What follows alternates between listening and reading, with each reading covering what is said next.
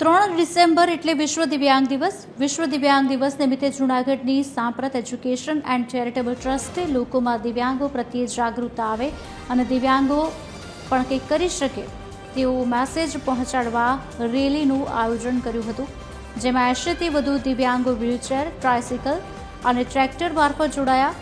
CWCના ચેરમેને શહેરના આઝાદ ચોકથી આ રેલીનું પ્રસ્થાન કરાવ્યું, જે રેલી શહેરના મુખ્ય માર્ગ પર ફરીને સરદાર ચોક ખાતે પૂર્ણ થઈ હતી.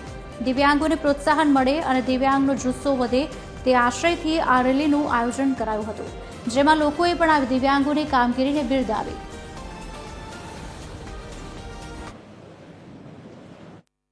આજે સમગ્ર વિશ્વમાં 3 ડિસેમ્બર વિશ્વ દિવ્યાંગ દિવસ તરીકે ઉજવવામાં આવે છે, ત્યારે આપણી જૂનાગઢમાં પણ દિવ્યાંગો માટે જાગૃતિ આવે તેના અનુસંધાને આપણી સંસ્થા બાળ સુરક્ષા વિભાગ તેમજ CWCના તમામ સભ્યશ્રી અને ચેરમેનશ્રીના સંયુક્ત ઉપક્રમે આજે દિવ્યાંગ બાળકોની સાથે ટ્રેક્ટર, વ્હીલચેર અને જે દિવ્યાંગોને સાધનો આપેલા છે એ ટ્રાયસિકલ, વ્હીલચેરની સાથે આપણે એક ભવ્ય રેલીનું આયોજન કરેલું છે.